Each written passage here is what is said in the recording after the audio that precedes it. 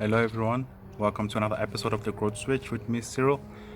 This being episode 20, we've hit 20 episodes, can't believe it. And that time has flown so much since our initial episode back in February.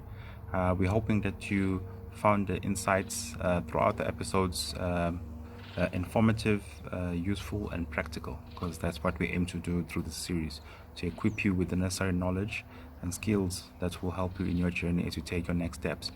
Remember, if you've missed out on any of the insights from the other 19 videos, you can go onto our YouTube channel and you can find them there. They're also available on my personal website, cyrilmatiwa.com, under the Growth Switch tab. In this episode, we'll be talking about one of the most sought after skills in the market. And as part of the series as well, we shed some light in terms of what type of skills are sought after by the industry. So one of them, which we're covering in this episode, is critical thinking and problem solving. All right. So it's one of the most required skills in the market right now, because people who know how to think critically and solution problems are like gold to have for almost any organization. Because if you think about it, any organization faces challenges, on an ongoing basis. Therefore, if they have a staff or basically employees who are capable of thinking on their feet or thinking critically about specific situations that they're facing, so that they can arrive at actionable solutions, then those employees are gold for any organization, like I said. So basically, what is critical thinking and problem solving? Basically, I think I'll probably give the answer away based on what I've just said. But basically, it's about how you approach a situation or an issue where you need to have a solution to basically resolve whatever issue that you are facing. Now, this may be either something that you've experienced before, or you may have experienced something similar before, or you have never experienced this before. All right. So obviously, if it's the last one, or you've never seen this before in your life, it's probably going to require a lot more thinking from your part in terms of how do you resolve this. Now, if we can talk firstly about the ones where you've experienced the issue before, and you may have experienced like bits and pieces of it before, you already have some sort of prior experience with it, so you can immediately or almost immediately implement a solution based on what has worked for you in the past, right? Now, what has worked for you in the past doesn't necessarily mean that it will work in this situation, but you at least know how to troubleshoot, in terms of finding out what it is that is going to work. Now, troubleshooting is an act of implementing a series of solutions, basically with the aim of understanding which one is going to work best, right? So if you faced a similar situation, the circumstances might be different in terms of where you're facing it. Like, for example, if you face the same issue in a mining organization, but now you're in a banking organization, there might not necessarily be similar ways of implementing it because of the environment that you're in. So you find that if you try and implement it in the same way you did in the mining industry, it might not have the same impact here in a banking environment. So that's what I'm talking about when I say you might have implemented something before, but it might not work in the same way in the current environment. And that's where troubleshooting comes in, right? Now, it also applies to if you've faced a similar situation before, right? It's not like the whole situation, but bits and pieces of it, right? So perhaps you saw a problem, there was a subset of what you're seeing now, and you were able to resolve it. So if you try to implement the same strategy as you did with the other problem, you see it wouldn't necessarily solve the issue fully, right? You need to be able to now see what else do I need to do in addition to that to basically resolve the full issue, right? So like I said, those two scenarios are probably I don't want to say easier, but if you make a comparison, they are probably easier to resolve for than a situation that you've never seen before in your entire life, and now you have to solution for it. Now, like any problem solving process. There's a number of steps that you have to go through, right? So first of all is acknowledging that there is a problem, right?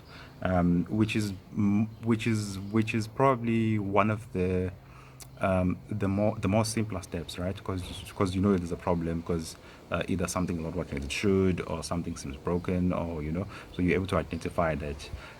But identifying it is crucial, because sometimes um, people aren't able to identify that something is broken here and we need to fix something. So it's crucial to have some sort of either controls or processes that let you know when something is not working, right? So either, for example, and you have a customer, and the customer orders, let's say you have an online store and they order some goods from your online store, and the goods were meant to arrive within 2 days of them ordering, and the customer calls in 4 days later and they are not there. So do you see, if you within your online store don't have anything that alerts you to the fact that the customer has not received the goods, then do you see that there you are basically at the mercy of the customer phoning so unless the customer doesn't call you, you don't know there's a problem. You know what I'm saying? So effectively, you need to have mechanisms that let you know when you have a problem. That applies even to your personal life, right? This problem solving thing is basic skills or critical skills that we apply on a day to day, right? So if, for example, let's say you have a partner or relative that you live with, you know that they're usually home by 5 p.m. Without fail, and suddenly it's 8 p.m. and they're not home. Do you see something doesn't add up there? That something may have happened to them. It's out of character. Why they're not home? Then you start calling around and calling them and trying to figure out what's going on. So unless you know there's a problem, you basically don't know there's a problem and you can't solve it, right? So problem identifying there's a problem is key. Right? It might be a simpler one, but it's key. Once you have identified it, then you need to figure out, what are the possible solutions, that you may implement. Now this requires a bit of brainstorming, right?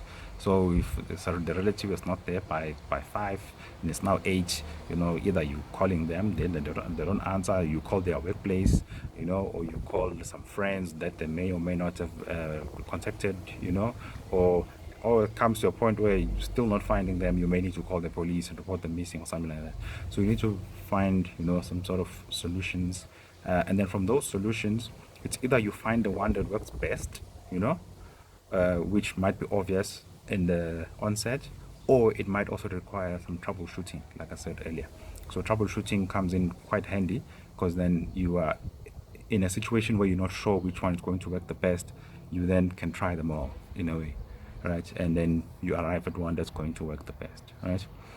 And then ultimately, the step after that is where you implement the solution either through troubleshooting, or you implement the best one, and then you arrive at an outcome where your solution, either your problem is solved or solve or not solve.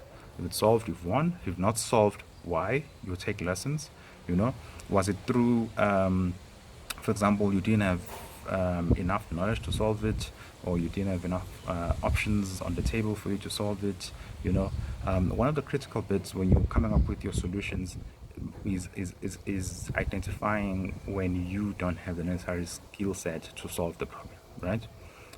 So that's when you may reach out to someone else, to assist. For example, let's say this relative of yours that's gone missing, is basically an elder. Let's say like you are young, you are a young person and whatever, and you have another relative that you live with in the house. Might reach out to them and say, listen, this person is not here, very strange, they're usually here. Then the elder relative might be the one doing the calling around and so on and so forth, because it might be taken more seriously if they do it, something like that. I'm making very simple examples here, but I'm sure you can think about any problem solving situations you found yourself in, and identifying when your knowledge ends is key, because then that you need to reach out to someone else to bridge the gap of knowledge in terms of resolving that issue. All right, so those are just high-level insights on this. It's quite a huge one. People who can think critically and solve problems in high demand. Particularly, there's a whole thing about the fourth industrial revolution, robots doing more and more things. But if you think about it, the robots will do a lot of routine stuff that can be programmed into it, and you can do it, and you can do it fast. But anything that requires emotion or thinking, not necessarily doing stuff routinely, will still be done by humans. So the skills for critical thinking and problem solving will still be high demand, as they are right now. So that's food for thought on that one. All right. So, like always, if you found this insight useful, please share them with those who stand to benefit the most. Remember, we're on social media, LinkedIn, Instagram, Facebook. You can follow us there, where we share insights in between these YouTube videos. And yeah, man, critical thinking, problem solving, it can be learned. You practice, you practice, you practice. I gave you earlier some high level techniques that you can follow, but there's a lot more material on this. If you look for it, you can find it. And yeah, let's grow together.